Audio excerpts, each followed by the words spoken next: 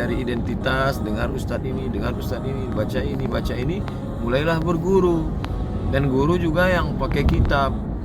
Nah, alhamdulillah di tengah kegalauan umat ada satu tawaran namanya Ruwaq Al-Ghazali. Ruwaq itu adalah manassah li ta'limil maftuh, suatu tempat balai-balai untuk pendidikan terbuka, siapa saja boleh. Itu dipakai istilah Ruwaq di Al-Azhar.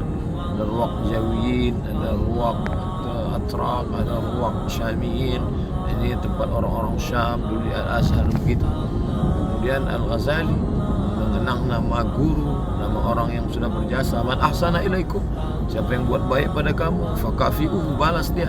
Kalau kamu tidak mampu membalasnya, fad'ulahu, doakan dia.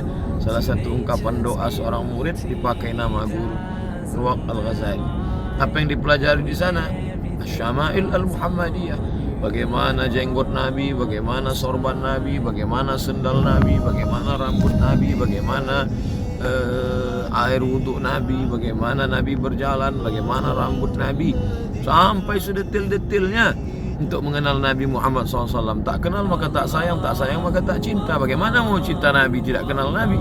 Nah, dibacalah ini dari Syama'il Al-Muhammadiyah yang ditulis oleh Imam Abu Isa Ibn Sawrah At-Tirmidzi, dan banyak lagi ditulis ulama yang lain. Amat sangat bermanfaat. Baca dari kulit ke kulit, khatam, majelis khataman. Nanti murid yang sudah pernah membaca itu, dia punya catatan-catatan, ada rekamannya, di-share. Dan bagi yang hobi menulis, tulis, jadilah sebuah buku. Menulislah supaya orang di masa akan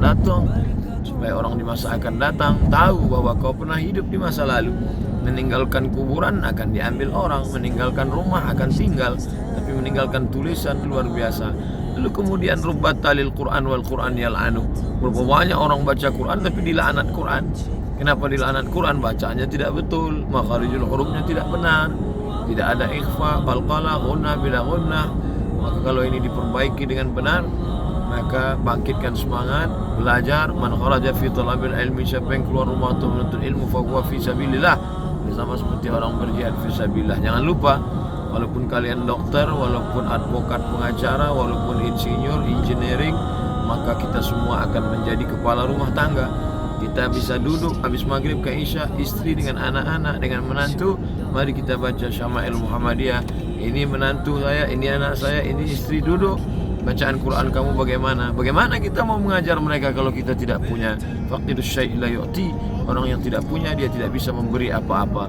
Mudah-mudahan bermanfaat, singkat tapi memberikan amal soleh buat kita semua. Terima kasih. Assalamualaikum warahmatullahi wabarakatuh.